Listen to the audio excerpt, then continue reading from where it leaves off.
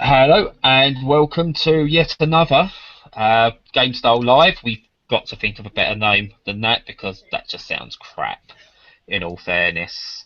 I'm joined again by Steve and new stroke returning writer, Andrew. How are you doing, guys?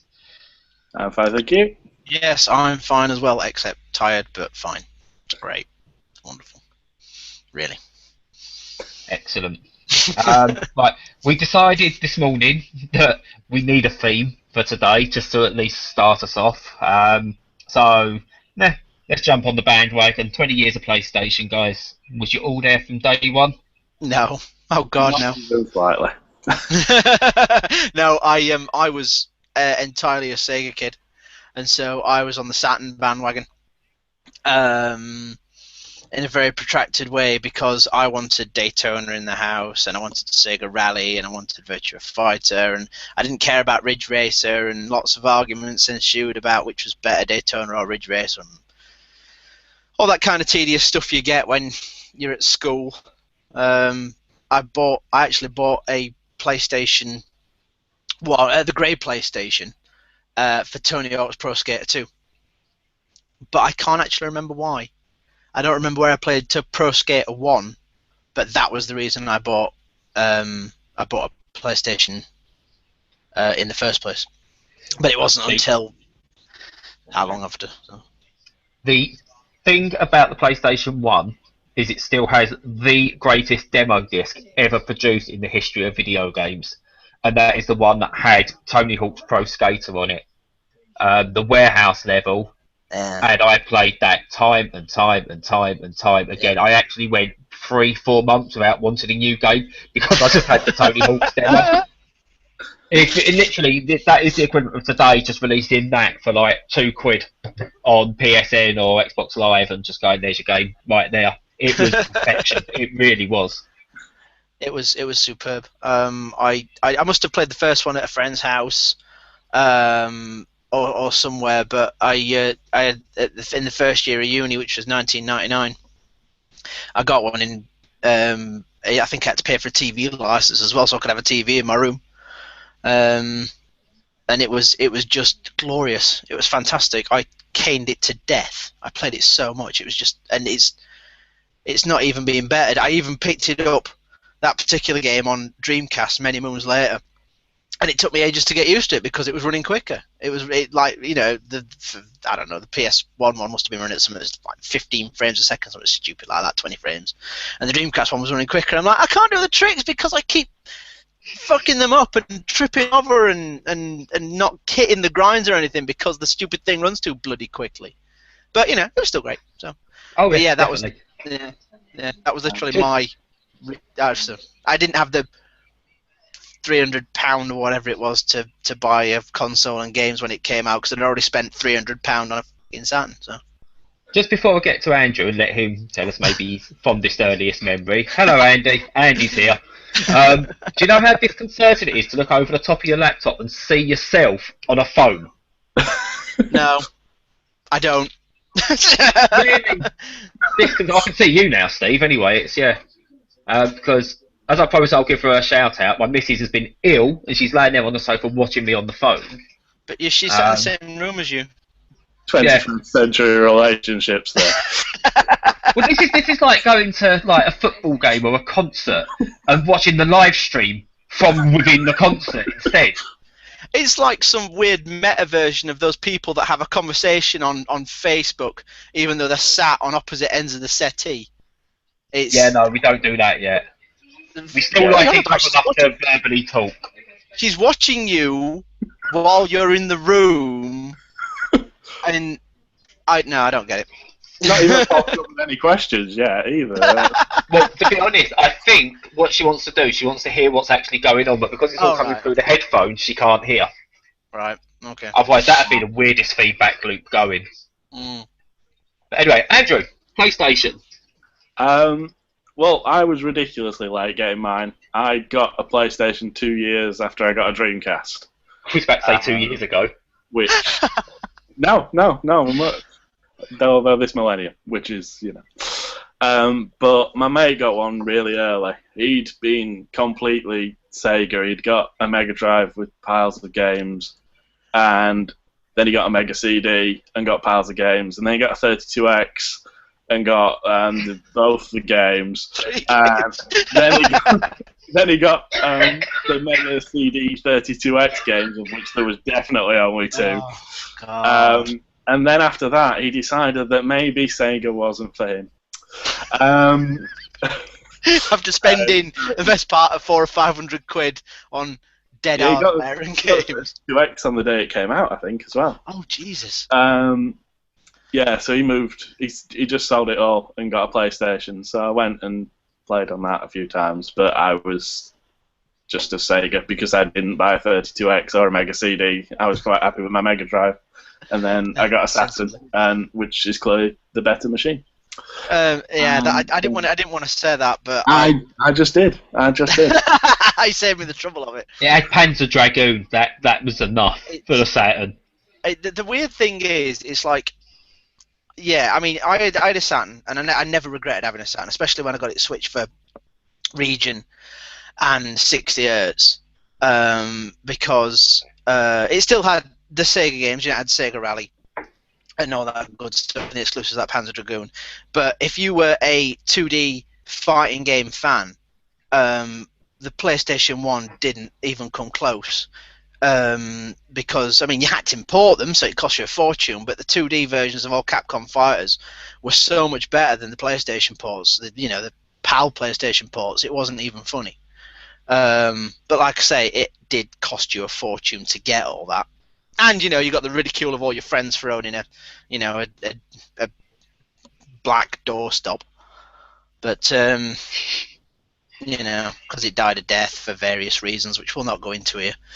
But no, the PlayStation had its place, but my heart was always with the Saturn, just because I'd have Saturn again.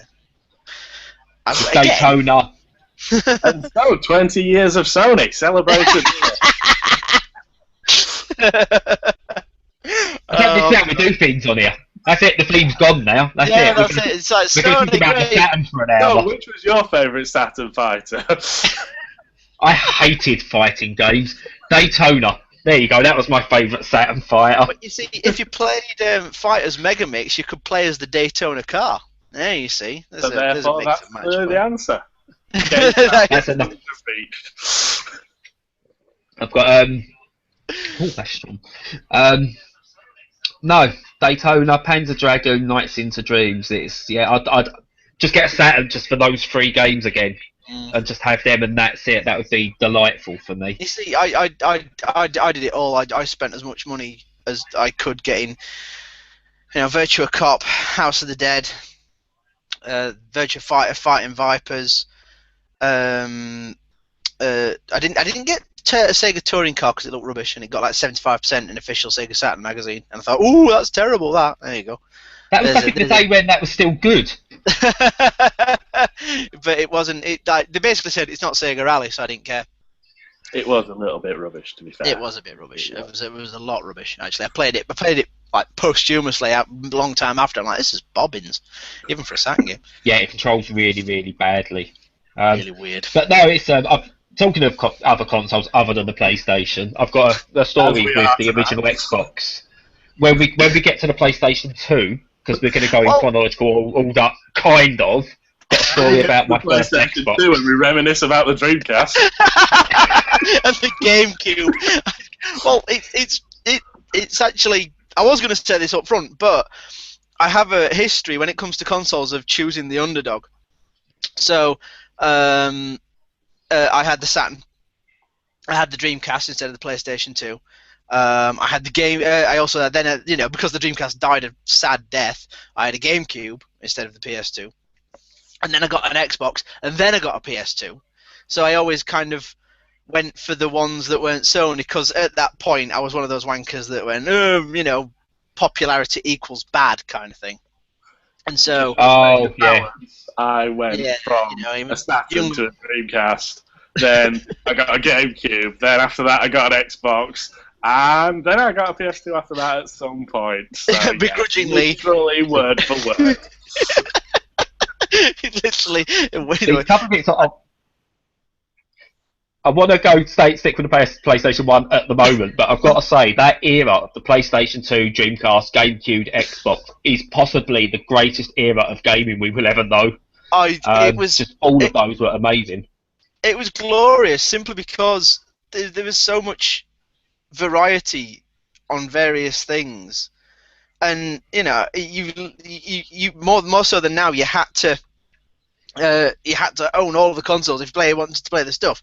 I mean, it's that way at the minute with the Wii U. Like, if you wanted to play Nintendo games, you couldn't play the kind of games you could play on a GameCube anywhere else, which is the same as the Wii U now.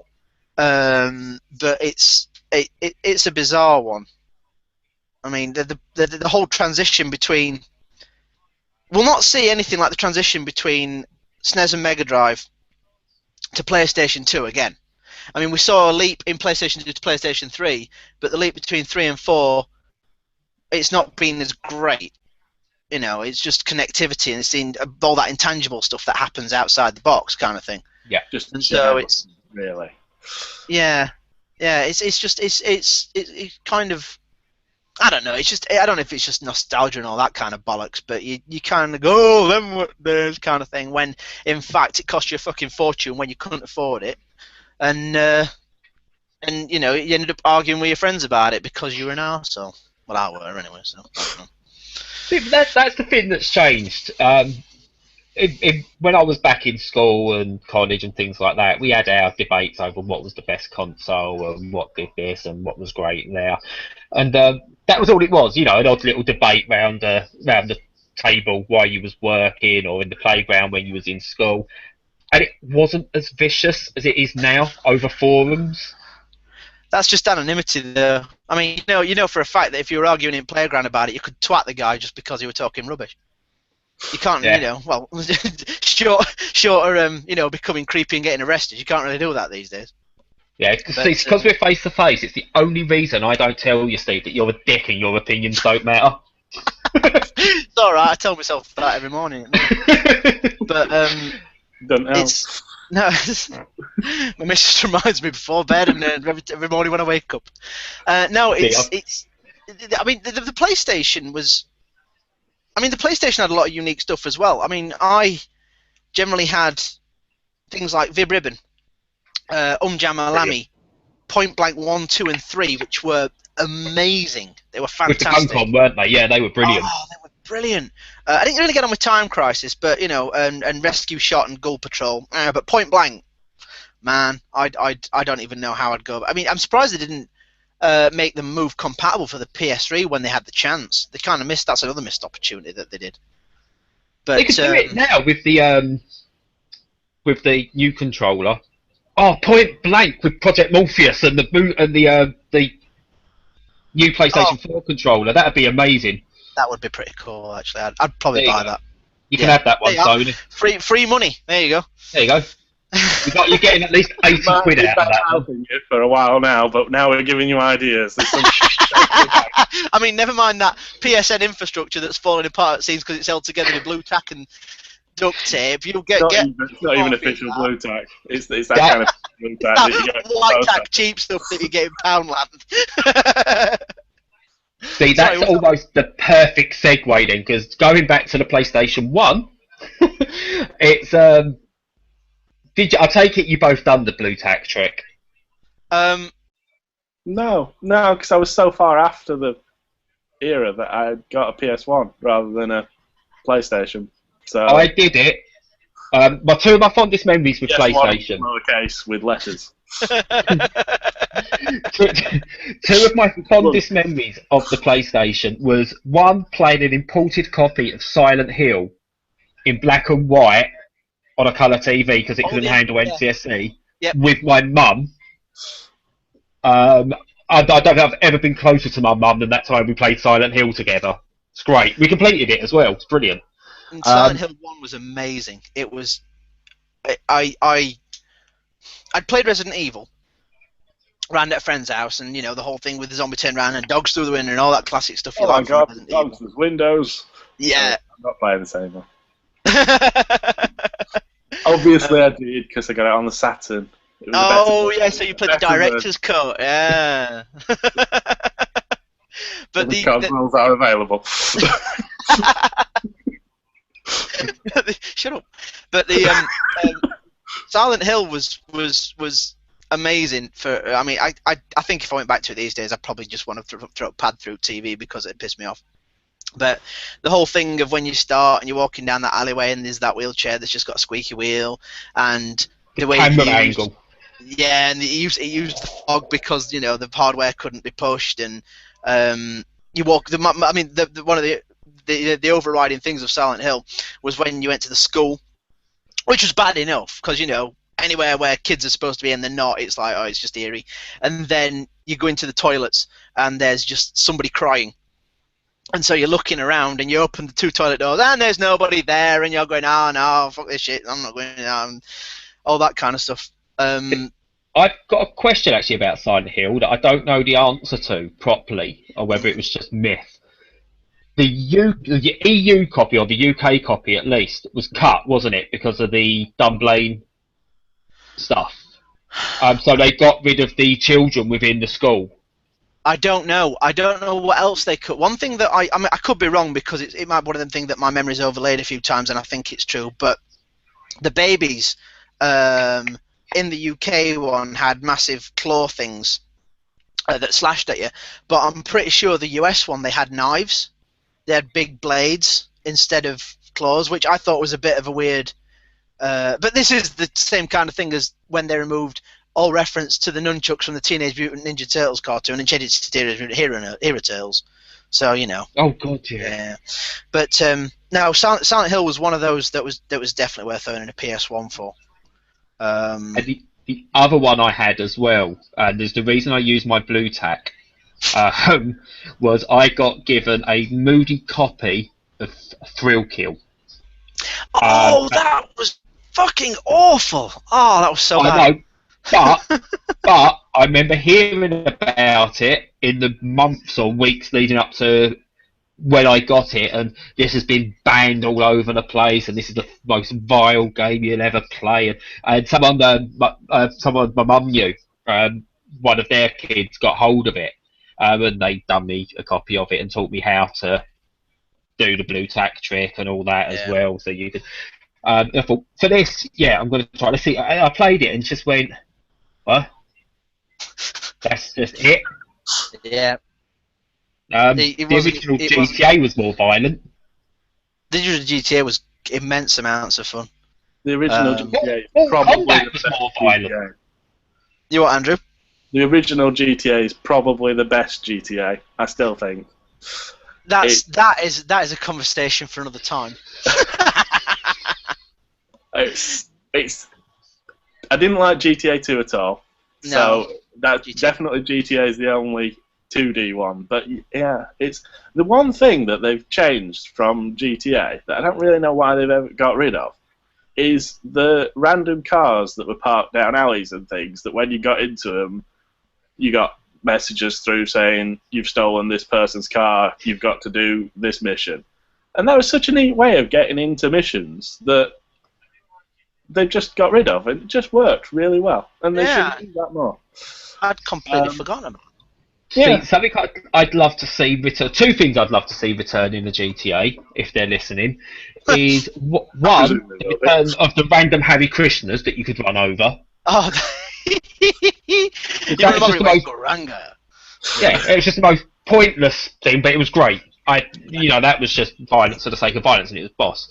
And the other one, I'd love to see when they produce GTA 6 or whatever, produce the full 3D photorealistic world that they're doing and everything. And first person's been done now. Just recreate that entire game, everything straight top down in camera. Crude graphics. Not even Give it a filter. Just do it top down. That's what they should have done. This, you see, first person's all well and good, but do it top down on GTA 5. That'd have been amazing. See, I've got one of the Rockstar guys on email and I'll tell them. There you go. We're making millions today. Yeah, this is it. We're just gearing them. Why are we not doing these things ourselves, eh? We're giving so many point blank on Morpheus. Three Rockstar chimps. were giving retro mode. Oh, so PS1. No, my PS1 my mind is completely blank, but mine was modified in certain ways, and one of the other overriding memories is there used to be a guy that sold games on the moor in Sheffield. You must have been around at this time, Andrew. It was. Yeah, and he used to stand on corner, and he used to have his little child spies dotted around various parts of the moor. So you got this big shopping street. It's pedestrianised. There's no cars, and then off each side, and there's loads of shops. And he used to set it up on a corner and have all his lads looking out for him. And when cops, when one of them shouted up, "Oh, cops are coming!" they used to scoop everything up, jumping back at van and pelt off. And so you kind of got all these like mums that have got a list for the kids, and they're like, "Well, right, have you got this, this, and this?" And like, like £3 a pop or whatever. And then suddenly they'd be middle of buying stuff, and suddenly they'd be like that, and he'd be legging it off up the street because police are coming down top of Fargate, coming over Fargate and down more. And everybody's trying to shuffle off. And no, we're not buying illegal goods on a street corner from a guy with bread baskets. Brilliant. Great days. All that good stuff. Anyway, but yeah, legitimate stuff. Fantastic. Awesome. Illegal stuff was funner back in the 80s and 90s. Really was. It's like Amiga. It's like the Amiga. I don't know. Please buy official products. This is it, yes. If you are from that era and you're somehow watching this, yeah, don't pirate stuff. It's bad. It's like the Amiga. Not as bad as the Spectrum days, in all fairness. Well, yeah. If you also please buy your goods legally. Well, I had a +3, so I had a disc drive, so you used to get like 5 or 6 games on them things. It were great. I mean, it were awful. Terrible. They promoted bad, naughtiness, evil. No. So to go completely away from where we're going, I'm going to go back even further now. I'm sure this would be frowned upon by the authorities these days. Oh God! And this is going to get. And if my mum gets taken away, then I'm really, really sorry, mum. Really am sorry. But I only had a Spectrum 128K, the black one with. I had a Spectrum 48K originally with the rubber keys and the extra. Yeah. And but she bought me for my birthday. It's greatest birthday ever, actually. A black Spectrum 128K with the integrated tape deck. Oh, plus yeah. And it was the black one. I got the TV with it, but it wasn't compatible with all the games. So yeah, Andy apparently remembers your dirty old man guy, by the way, which leads me perfectly into what used to happen. She used to allow me to go round this old geezer's house who had it was about 80. This is definitely up to the internet. he had the Spectrum 128K grey version, which played everything. Yeah. So I used to 3 times a week just go around this old guy's house and play Spectrum. Now, as far as I remember, unless I blocked it out, he never touched me. But I can't imagine doing that today with Lucas sending me just down some old fella's house because he's got a PlayStation 4. He's got a PlayStation 4. Go play with him for 2 hours while me and your mum watch some TV. Yeah. What? Yeah. He said, "Why can't I play with my PlayStation?" No. Go down to the dirty old man's house. The dodgy old man that we met down the park. What we're talking about? We're talking about something really definitely important. What Sony wanted from this Spectrum. Okay, all right. I think we should move on from PlayStation 1 because I think we've established that we were all thieving, pirating bastards. Apart from Andrew, who decided to come later after, for some reason, walking backwards from the Dreamcast. Yeah. Well, it was because I was touched up as well. So computer games programming at university, so I was being thorough.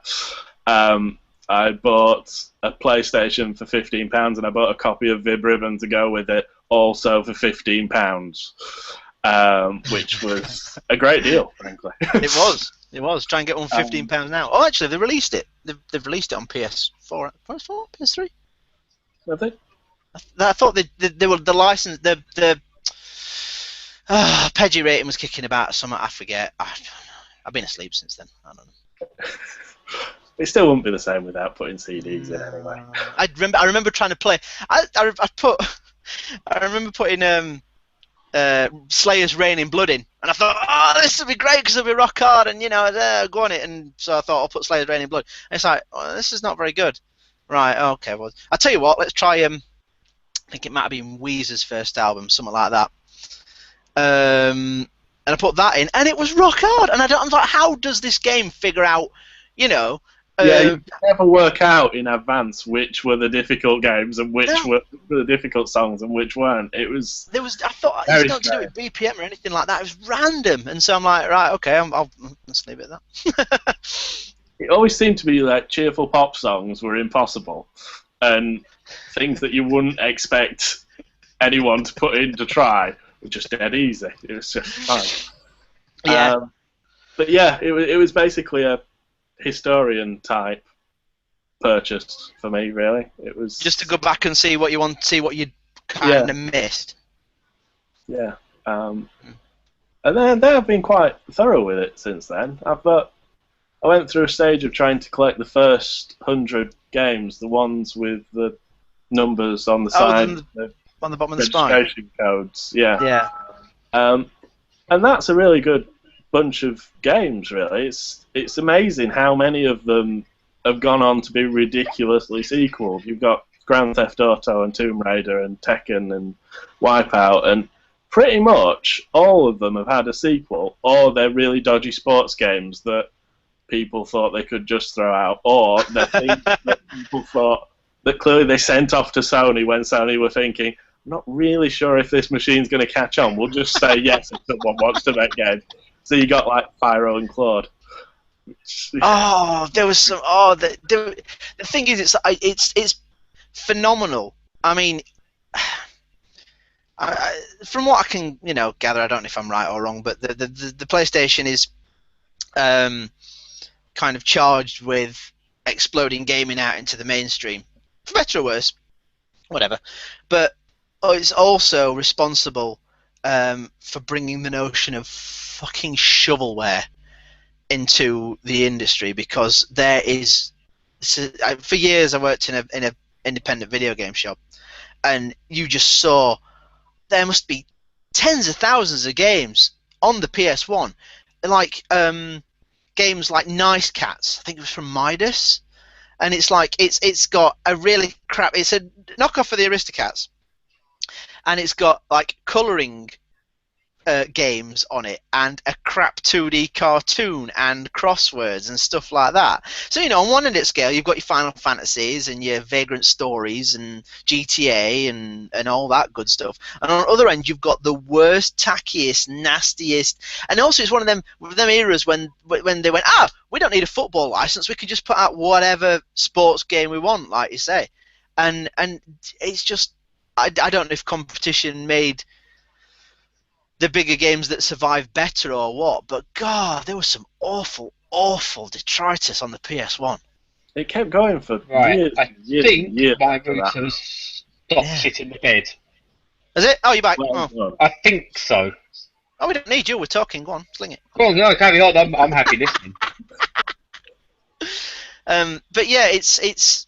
I mean, it buried the Saturn, mainly due to Sega's incompetence, EA's lack of participation, substandard ports of PS1 stuff that were too late. We'll point out that the Saturn version of Tomb Raider, again, better. Better, and it was first. I'm 99% sure it was before the PS1 one. I'm sure it is. I'm going to have to double check it now, because some prick's going to say, no, it weren't, something like that. So I think you're right. Mate, I don't Andy. think it was notably early. No, there weren't much in it. But no, it's, and so then obviously we had PlayStation 1, which lived long past PS2 came out and all, like the PS2 did with the PS3, but for entirely different reasons. Mainly because we didn't want another mortgage just to own it.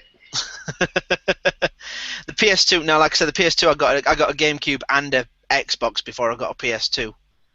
But the PS2's got some of the best games. It was a good time. to a good. Fuck it, it's a wanky phrase, but it's like it was a good time to be a gamer just because you got an embarrassment of riches when it came to games on all 3 consoles. It's a ridiculous amount of games, and a ridiculous amount of good games. I mean, like I say, I went through, for example, Burnout 2 came out after on the Xbox and the GameCube than it did on PS2, so it had lots of other things like extra decals and shit like that. And extra crash junctions, so technically the better version on the other consoles. But still, Burnout 2, Akami, Rez that was on the Dreamcast. And Just sort of stop you there. What? We're going to earn another major conglomerate more money. What? Who owns the Burnout license at the moment? It's EA, isn't it? Probably. Yeah. Right. Crash Junctions. Huh. Not what you did with that 2 down, which was okay. It was good. That was okay, that top down 2 down. It played better, played worse. Release Crash Junctions that you had in PlayStation 2 in Burnout 2, and I believe across to Burnout 3 as well. Just release those, and I pay you lots of money. High def Crash Junctions in 3D. That is the money maker. We went through this when Burnout 3 came out because they messed about with it because of power-ups and stuff like that. And everybody's going on forums going, oh, just give us the Burnout 2 Crash Junctions and more of them. And they didn't listen. They released that weird 2D top-down thing instead. That everyone thought was going to be exactly what they were asking for ages. And then it came out and everyone was like, oh, see, but that's the thing. no. That's the thing. It wasn't. If you just ignore that as being a Burnout, it wasn't a bad game. It's like saying I didn't actually play it. I kind of refused. I did. My other half has a tendency to buy things like that. I mean, she's quite good like that because she'll go, whatever, I'll play it. And I played it. I'm like, that rage of where it could have been so good. It's like, just make it 3D and oh god, it's so simple. But I mean, had that just been called Crashy Cars by another developer or something like that, that would have been brilliant. Everyone would have gone, oh, do you know what? This is really good. The mechanics are solid. I like the different modes it's got. But because it was called Burnout, and they promoted that for a long time, as, do you remember how much you like Crash Junctions? Yeah, we do. We really do. And no, it wasn't a bad game at all, but it wasn't what I or anybody else wanted. So someone needs to kickstart that shit. Oh god, no!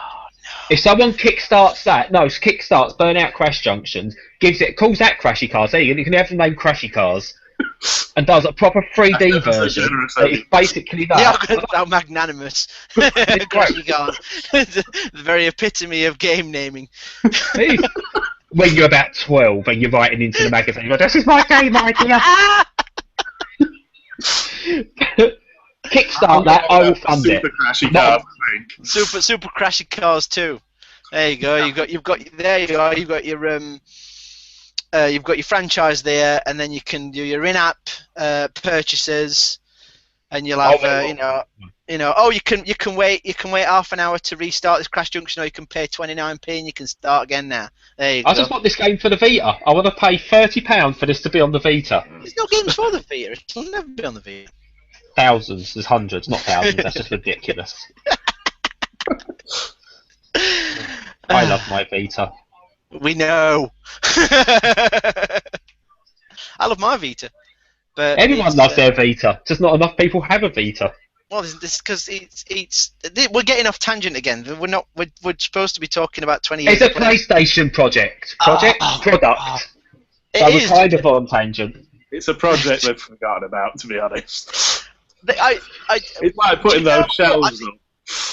I'm pretty sure that we've been over the problems with the Vita every week since we started doing this, because it always comes back to us to just going gnashing his teeth going, why won't people love the Vita? It's a beautiful console, kind of thing. Because it's the Dreamcast and the GameCube of the current generation. Yes. What, rolled into one? It's a mashed up amalgamation of all the failures of the Dreamcast and all the failures of the GameCube. And Sony brought in their own proprietary memory cards just to... It really is. But seriously, if you look back and go Dreamcast, you got Choo Choo Rocket for free. That was the start of PlayStation Plus. Pre-decided years and years ago with the Dreamcast. Well, Now the Vita with PlayStation Plus games, you got Pix the Cat, which is a glorified Choo Choo Rocket, according to some. It's come full circle. it's definitely that, because I was shit at Choo Choo Rocket and all, and I'm shit at Pix the Cat.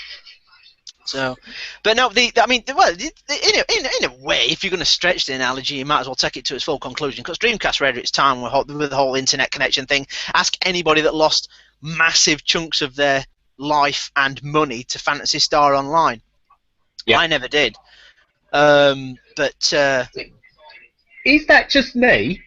Or was the 56k modem in the Dreamcast and the online play on the Dreamcast inherently more stable than anything you get online today?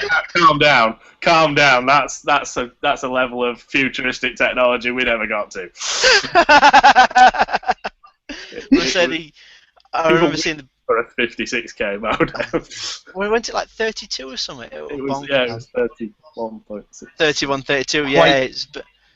Quake 3 Arena on the Dreamcast is still the greatest online experience I've ever had. We used to play the 4-player split screen. In fact, me and my mates were proper Sega heads. You know, we used to play Micro Machines in the carts on top of the pad with the controller ports. Yeah. And so I'd get, because Dreamcast had 4 sockets, and obviously I had 4 pads, and we'd play Quake and Outrigger, which was cracking little game. Arena shooter. Outrigger was awesome, man. 4-player Choo Choo Rocket, split screen Metropolis Street Racer. As long as you was better than the fucking PlayStation. You what? Sorry. As long as you didn't want to have sound as player 2. No, you were pretty shagged then, really. I'd say it was perfect. Oh, Jesus. And Wacky Racers, that's got to be on the list of multiplayer. Wacky Racers and Looney Tunes Space Race, which was surprisingly good. But it was awesome. Wacky Racers was obscenely difficult. Yeah, it was. It was fucking rock hard. Also, the guy that did Dick Dastardly's voice was the guy who did Tigger's voice, and he'd sometimes slip into Tigger, and it threw me off a little bit. And did you play Sailor Hunter? That was a great game. What was that one? Sailor Hunter. Shenmue. Oh, fucking Shenmue. I didn't like Shenmue. Which apparently... You what? Right. It was kind of all right, really. That was the gacha. I used to spend my allowance on the gacha machines down at the arcade. And that was about where in-app purchases have come from. It was Shenmue. My then girlfriend was really into it. She loved it, but I kind of tried to play it, and I'm like, I don't really get it, and the voice acting's awful, and that's part of the charm. Well, I can see why people like it. I just didn't get it. I just didn't understand it. But it's an imagined world. I still don't think, apart from Yakuza games, which are technically the spiritual successors to Shenmue. They pretty much are. Yeah. I really don't think until maybe GTA 5 just recently, and not even that perfectly, anything that's captured that idea of a living, breathing world like Shenmue did. You know, the fact that I could walk into a shop, into the arcade, and go and play Afterburner. Yeah. In a machine, and then play it, and Super Hang-On and stuff like that. I could go and waste money in, say, the gachas and stuff like that. And you could go for a drink, you could just go for a wander. I got a job as a forklift driver. Everybody got a job as a forklift driver. Yeah, and then done forklift racing. Work early as well, so you could go for a little bit of a race. Yeah. And that moment, the moment at the end, was it's one of those games where I just went, I've just spent an ungodly amount of hours playing this game. I can't wait for the next one. And then that's when Sega put their hand into your chest and ripped out your heart and said, "Not on your life." No, we all bought PlayStations there. You see, Andy's just made a good point in the chat of one thing we've completely glossed over is the N64. That great PlayStation game. GoldenEye. What, the N64? GoldenEye, yeah. Great on the PlayStation. Back on topic at last. To be fair, we've talked about the Dreamcast and the Saturn and the Xbox and the GameCube, but I didn't have an N64 until a bit like you with the PlayStation until after I had my Dreamcast. So I found it very difficult to go backwards into the Vaseline-y, smeary graphics of the N64. Also, I didn't have any friends, so I couldn't play multiplayer. I probably did the most multiplayer on the N64, really, but I don't know, it doesn't really fit into generations. It's just inconvenient like that when you discuss it on the console, Yes. so just pretend it doesn't exist. However, I got the N64 before I got the PlayStation, so that was basically at the time. It was at college, every Tuesday and Thursday at lunchtime, and every Friday as well. Tuesday, Thursday, Friday lunchtime. One of us. Mondays and Wednesdays. No, because we actually got some work done then. How I passed, I really don't know. But we had the TV, and one of the guys had the N64, and he brought it in. He had 4 controllers.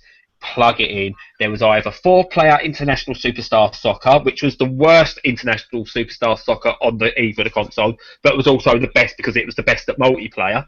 That shot went off to the left. yeah. But you could dive. It had the diving button and everything. It was great.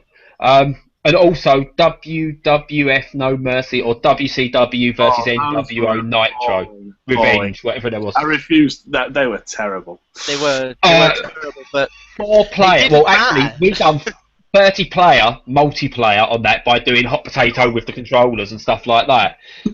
At lunchtime, Royal Rumble, amazing. yeah, Especially when Aki Man would walk down, or Edge, and Edge's face was brilliant, or Gangrel's face was great in that.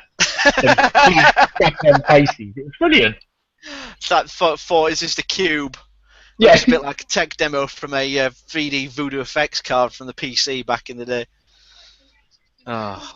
You see, at college, we used to have an X-Men Children of the Am arcade machine. Or was it an X-Men versus Street Fighter? I forget. But basically, because I had it on the Saturn, I flattened everybody at it. It was great. At college, we had a LAN set up and we did multiplayer Half-Life, which is kind of cool. You see, PC, I couldn't do PC gaming because I couldn't afford one. But Look at Posh Boy here with these I know. lame Swanky Danky in a house with 2 PCs because of LAN setup. Yeah, we know your games. No, this was at college. Oh, it's at college. No, This is between computing lessons. This was sneak in at lunch and sneakily install Half-Life on 16 machines at once. Okay, that's cool. Literally We had passed the disc from person to person. Brilliant. We had Mac, so couldn't do it. Amazing. Yeah, we had Max then. Counter-Strike, but you know. Yeah. What are we talking about? PlayStation. Oh yeah, it's 20 years. Woo. Woo! What we're doing here is we're practicing for the real 20-year anniversary next year. September, yeah. 20 year when it matters when it came out over here and not in Japan. Well, if we were actually doing that, I've got to wait another couple of years still to do it properly, so, you know. I'll be here in 2021 reminiscing about Viv Ribbon. Have you bought that, by the way? Have you bought the re-release of that? Oh, so there is we were talking about that while you were having your issues. I knew I'd seen something about it coming out, but I don't know if it actually came out because it just passed me by. Yeah, PS1 Classic, and it works on the PS3 and the Vita. So that's a reason enough to own a Vita straight away. And the PS3, you can do custom soundtracks. How'd you do that then? You have to put the MP3s onto your PS3? No. It takes a disc. Right, I believe if you say you want to put in your own disc, it's the same as how SingStar works. You know, SingStar, I don't know if you do. Yeah. You could still put in other discs. I believe you can do that with Viv Ribbon, but I haven't got any CDs that I would play with Viv Ribbon. You see, right, okay. But yeah, it plays and it's great. It plays just as good as it did in the day, and I'm still crap at it. You see, I'm quite intrigued now. I'm intrigued. Oh yeah, look at that. It's only been out a couple of months. Yeah, it's like $2.99, $3.99. Much cheaper than trying to buy a physical copy. Yeah. Although I have got a physical copy, so. You still got your physical copy? Still? Yeah. Yeah. Uh, I don't get rid of things. I just put them in boxes in the sky. in the sky above your head. Yeah, No, when I can't get to them. I had a.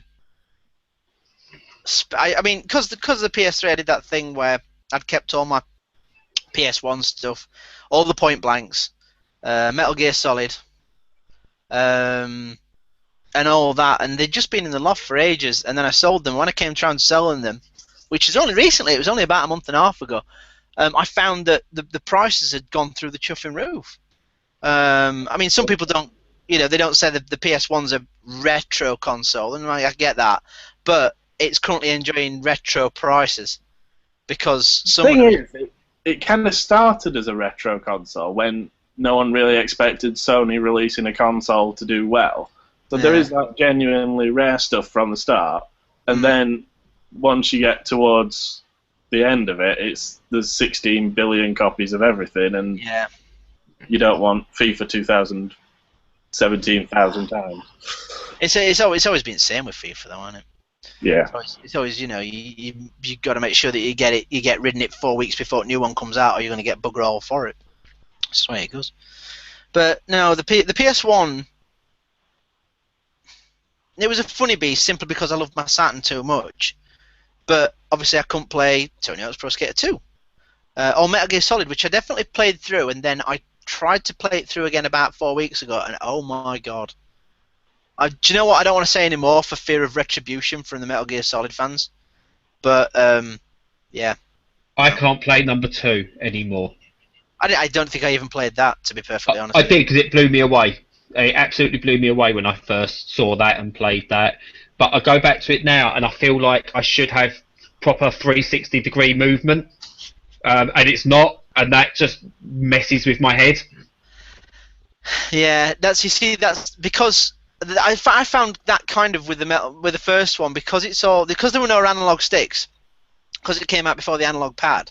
Sure, it came out. Yeah, so you had a digital movement, and my brain just can't deal with it. I just can't do it. It's I want to sneak around corners, but you can't. You either move or you don't, and so it just makes my brain itch. So yeah, because I had this notion, I thought, right, okay, I've only played first one. I've not played 2, 3, 4. So what I'll do is I'll play them all front to back. And I got about half an hour into Metal Gear Solid 1 and went, no, I ain't doing that. I can't be fucked with that shit. Nah. I've got a big part. Sorry, go on.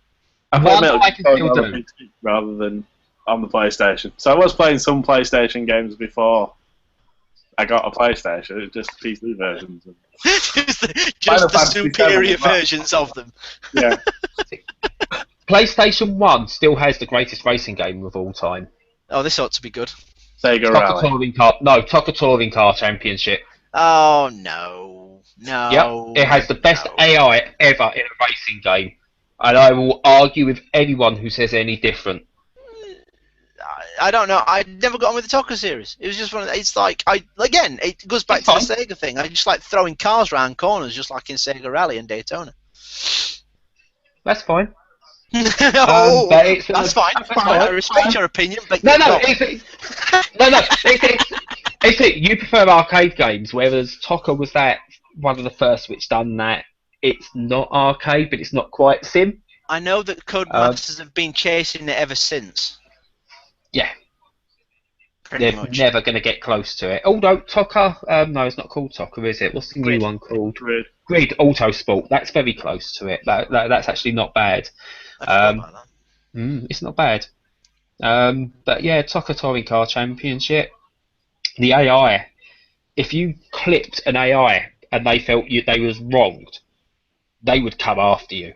They would really come after you. They'd harass you, and it just seemed to be they would be after you in the next race as well. As though they remembered what was happening, and it had the in-car view. It was the first game that really had that proper in-car view, and not just a palette stuck over, like a template stuck over the front of a screen type one. You felt like you was in the car, and it was beautiful.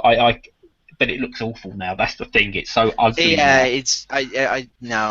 I think it's pretty grotty. That is the thing with the retro gaming appeal of it. As I can see that kind of disappearing unless you are actually buying the original games, because I don't think that things are going to try and copy the style of original PlayStation games, where you've got games now coming out looking like posh Mega Drive games, basically, Yeah.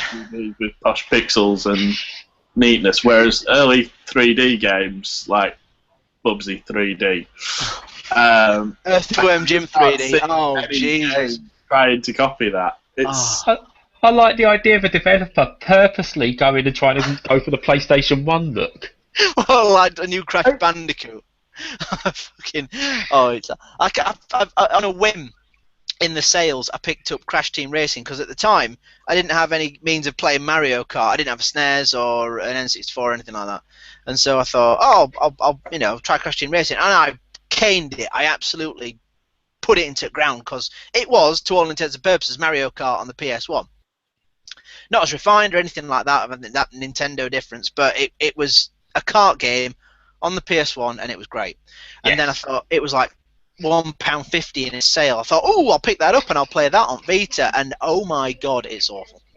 It's just, it's horrific. It just feels. I suppose it's because the intervening years you've had so many different games, and you try and play it like you're playing the games, Mario Kart 8 or whatever, and it just don't work because it's the frame rate's tiny and it's blocky, and you feel disjointed from the controls, and it's and that's the thing about it all, in that the transitional period from, Mega Drive 2D, 32X when they tried to do the VFX stuff, virtual racing and all that, and then to the PS2 where it became, for want of a better description, solid. You can't really go back to it like you can go back to Mega Drive and SNES games, because it takes an awful lot of patience and an awful lot of forgiveness to see past. I mean, there's a lot of people that say, oh, if the gameplay is great, it stands out past the visuals. But if the visuals actively prevent you from getting to the gameplay, in my opinion, Metal Gear Solid has the opposite problem. But there are plenty of games that kind of go, I remember this being great, but it runs like arse, and so you just can't play it. And so that transitional period was great at the time. The appeal of the Dreamcast, really. You got a lot of finished PlayStation games that the PlayStation really couldn't quite cope with. The Dreamcast got quite good versions of them, like Sandbox, that ran at the right speed. Yeah. As you were saying earlier. Yeah, a few like that. I mean, it's just, see, the Dreamcast was a shame. I spent my life looking back at my old consoles and going, that were a shame. That could have been so much better. And it usually, to be perfectly honest, it's usually tied with, that could have been better if Sega hadn't royally fucked it up. Yeah. Not that I'm bitter. Anyway. Talking of Sega. Oh, great. And to keep on topic, I think once again we lost it obviously during the hack. I'm going to republish my crowning glory as a games reviewer. No, don't. Leave it buried, Brad. Leave it buried. It's brilliant.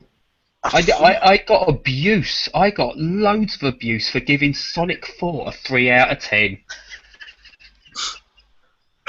And that's how we're remembering Sony. That's by basically burying Sonic, because that's what Sony did. Thanks, Sony. You killed Sonic. Sega killed Sonic. No. Sony forced Sega's hand.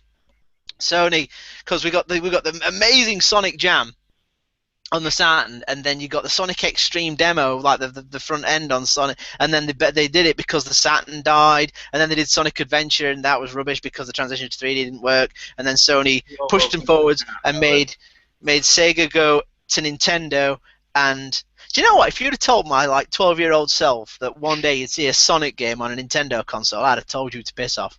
I'd have called you a liar, and I'd have told you to get out, and I'd have shown you the door. Yes. But Sonic 4 is the worst game ever made. Oh, it can't be the worst game ever made. No, that's in different opinion. Eurogamer gave it a 9 out of 10. I gave it a 3 out of 10. And look where they are now. Yeah, Brad. You showed them. It was only 4 years ago. Eurogamer was huge 4 years ago. I've never played it. I mean, the really crap thing about Sonic is that they semi-redeemed themselves with Sonic Generations, which I feel was genuinely brilliant. I thought it was fantastic. And then they decided to turn it sideways and shove it up their own arse again and just drive it into the ground. So I've never played Sonic the Hedgehog, the Oh, the first 2006. No, the 2006 one, the no, neither have 3D I. one. No. I want to play that actually and see if that's any worse than Sonic 4.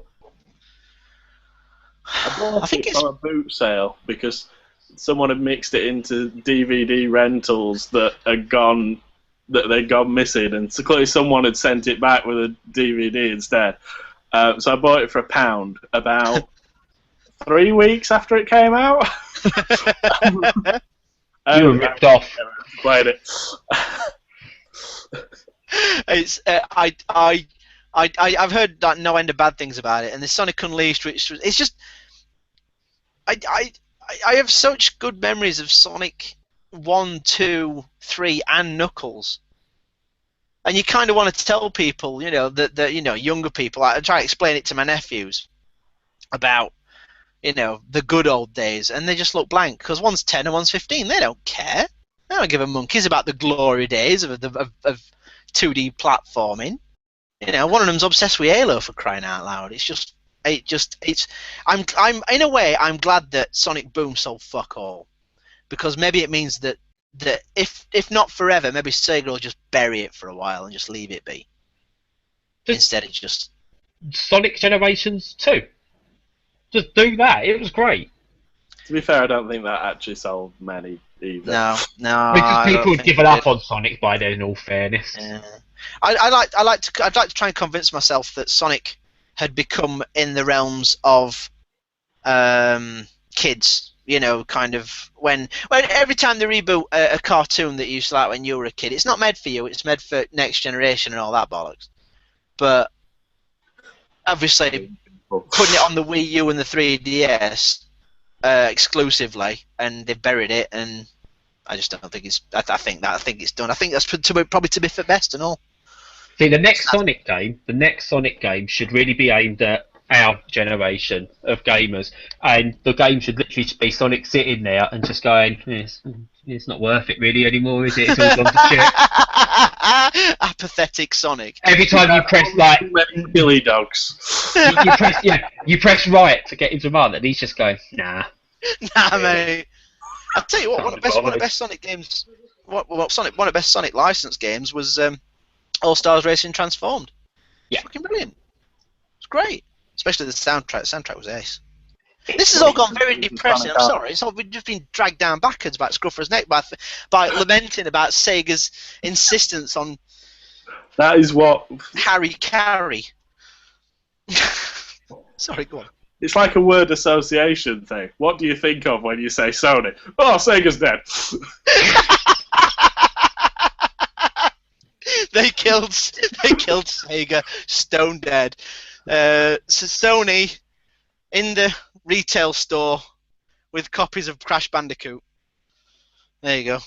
I used to love going into bundled with a DVD player with a piece of string around it to fasten them together. Oh, Jesus. Bless them. You said bless them, but no. No, also down. However, if Sega were to turn around and go Dreamcast 2, we'd be queuing up to get one. Oh, Jesus. Do you know what? It'd be that entire thing that I always do. I'd go, your friend, Dreamcast 2. But it'd just be a disappointment. It'd just be a massive disappointment, mainly because in the intervening Christ knows how many years, Sega have not proved any different. Why are we talking about... No, fucking stop bringing me down. Drag me down now. Hate you both.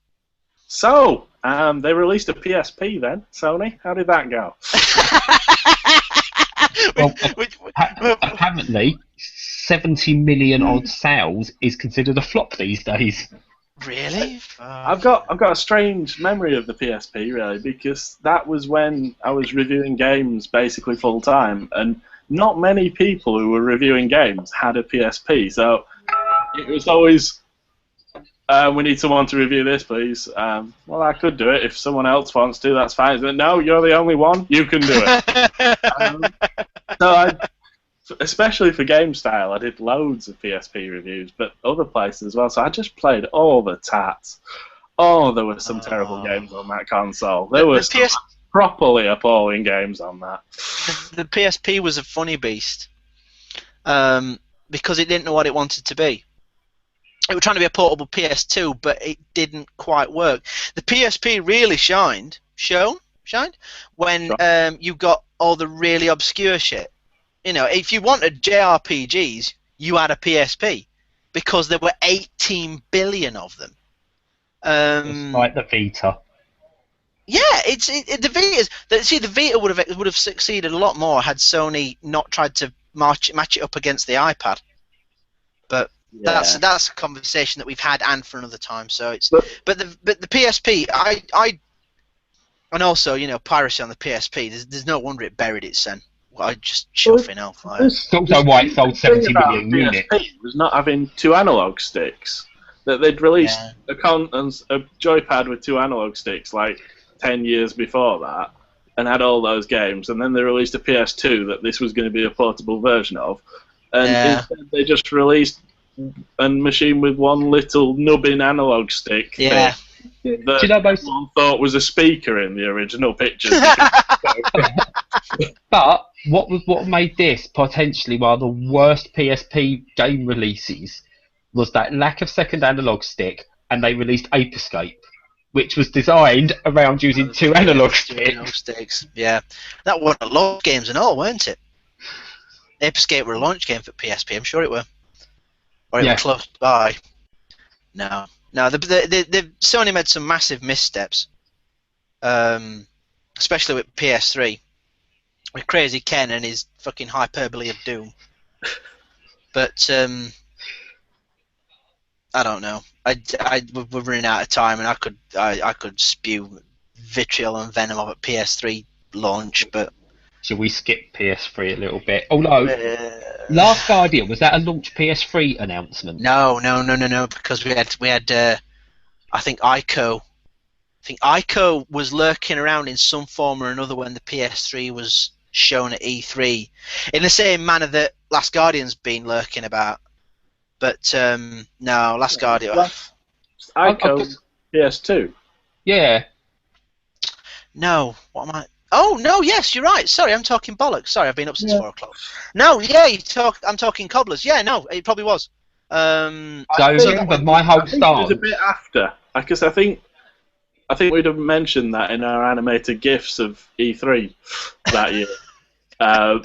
But as far as I remember, it was just it cost $599. There was going to be a Ridge Racer, and that car went round a corner. An old car went round a corner, and I believe that was the PS3. Yeah. The PS3, when Ken Kutaragi said, people will have 2 jobs to afford this console. Oh, and the banana controller. Yeah, the banana controller, and people have 2 jobs to pay for this console. And everybody went, fuck off.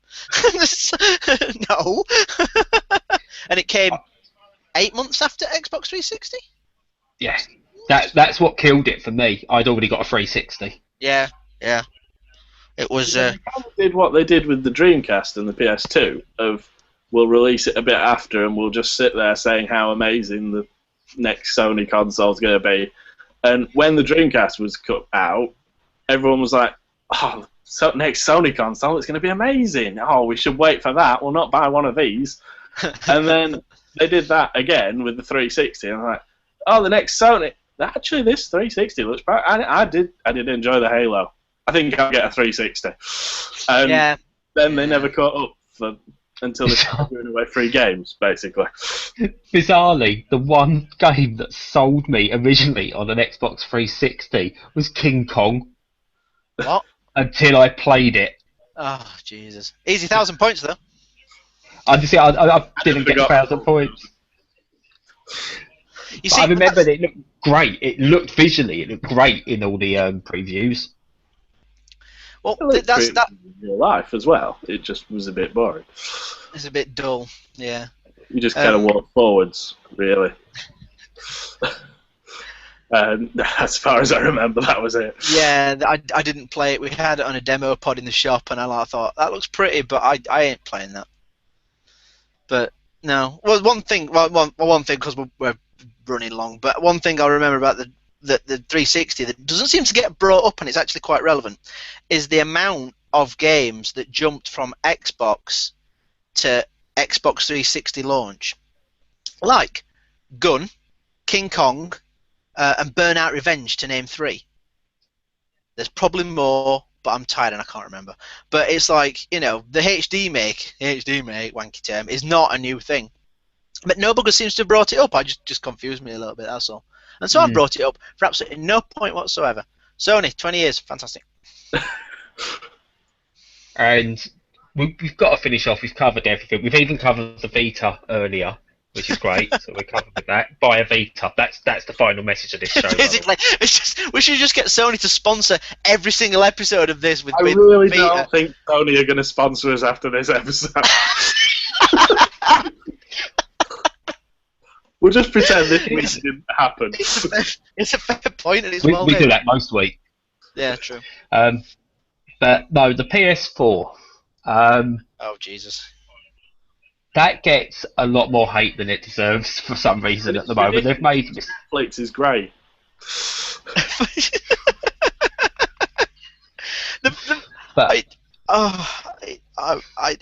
We've been over this. We keep flip-flopping about it because it's just the biggest thing. The biggest thing that I don't think anybody ever saw was Microsoft turning around the Xbox One like they have. That's the problem with the PS4. That's the problem with the PS4. The problem with the PS4 is that Sony came in making all the right noises, and they've been languishing. We've had this conversation. We're not having it again. Fuck off, Brad. I love now that we've basically just got to the problem with the PS4 is the Xbox One got better. Happy birthday, Sony. We're sure you'll have sorted it out by next year. That's when we're doing the official Sony retrospective. Yeah, we've managed to stick on theme, but it's not gone exactly according as I thought. Right. The PlayStation 4 has allowed me to play a whole bunch of indies that I otherwise would not have played because I couldn't be asked to play them on the PC, and for that alone, it was worth the money. The PS4 is like an expensive Humble Bundle. Buy it now. Yes. It's a £329 Humble Bundle. Except I never have to pay for those Humble Bundles because Sony give me those games for free. They're not that for £5 a month. I think we ought to leave it there before we dig £400 for a decade. Yeah, there you go. That's not bad, actually. How many games in 720 games over 10 years. That's not bad at all.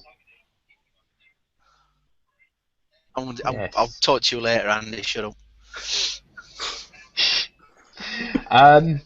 Right.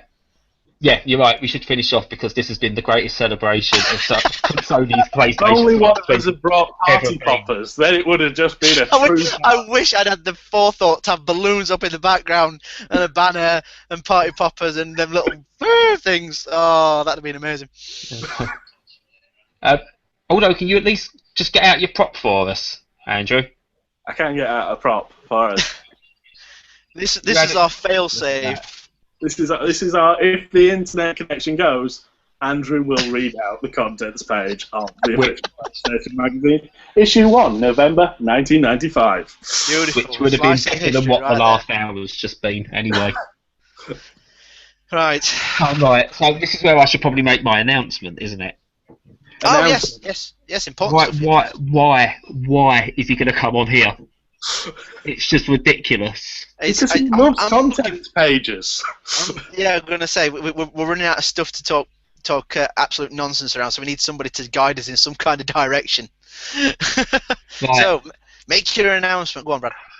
Next Wednesday, and I'd imagine half of you are just going to go who, but because Steve went who, which we'll bring up next week. Oh, fuck's sake! Big build-up.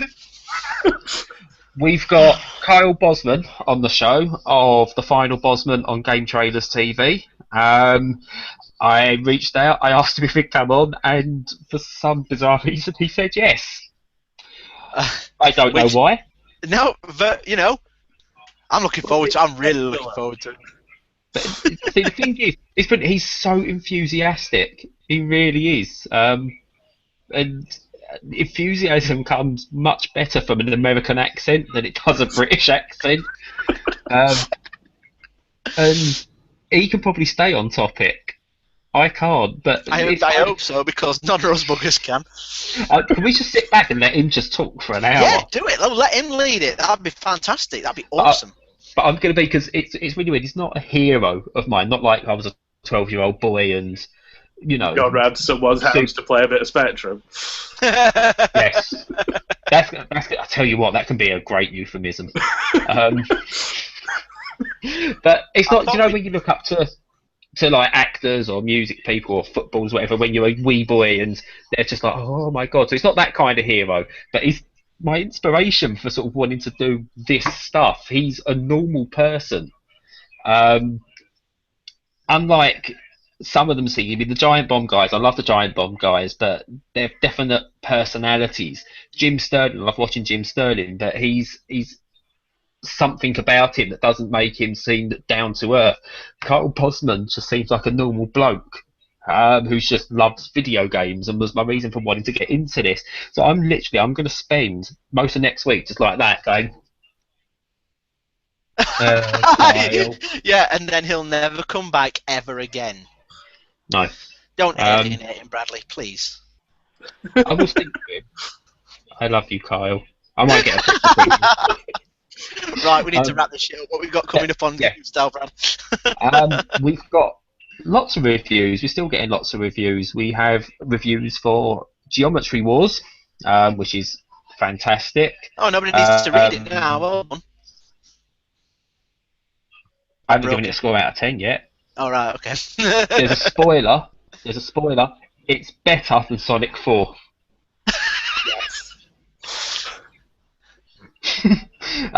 You've got reviews for us, I believe. No, okay. I might have. I don't know. I gave him you. You're editor. You do it. I don't fucking know. No, you're writing them. Oh, I'm writing. Oh yeah, I got some shit. It's just a couple of belated things like Hyrule Warriors Bayonetta 2. I picked up The Crew. You said it?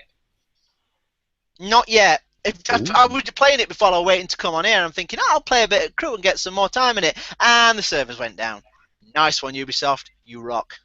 Oh, was it Ubisoft that done that earlier? Because I was playing Monopoly earlier, and they went down. Yeah, it's Ubisoft. It's Ubisoft. Cretins. Fair enough. I mean, actually, they don't give us any code anyway, do they? So. They do sometimes, but this year they just went, no. I've been the worst this year. Ubisoft and one of my...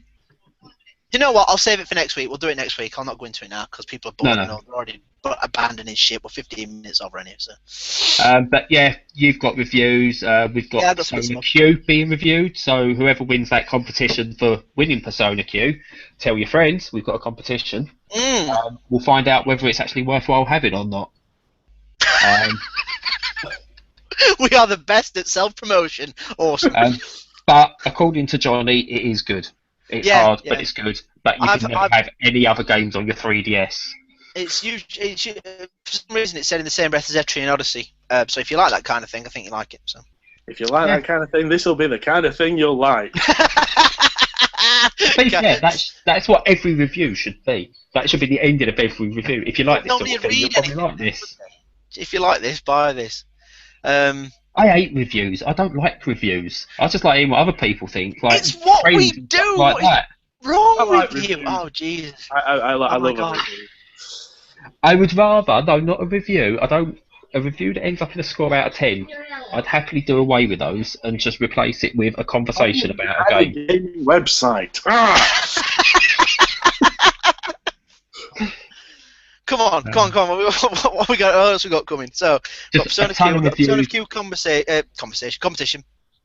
A review for it. Yeah. A couple of indie game reviews that I've still got to do. I'm going to review WWE. Sure, I've got something else there that I need to review. Kingdom Hearts. Oh right, okay. Kingdom Hearts. Yes, that's coming as well. And the Cats and Binding of Isaac to come along. Oh, I'm looking forward to that. Yeah. After talking about it, I'm looking forward to that. But we won't go into that at all now, because otherwise, No. But yeah, that's this week's show. Thanks for sticking with us. If you did. If you did. Next week should be better because we got a professional with us. It's not some clod-hopping idiots talking nonsense about subjects we didn't start on. Sega and how they managed to bury their best IP. Yeah. So with that, we'll finish off and we'll say goodbye and happy birthday, PlayStation. PlayStation, bye. Bye.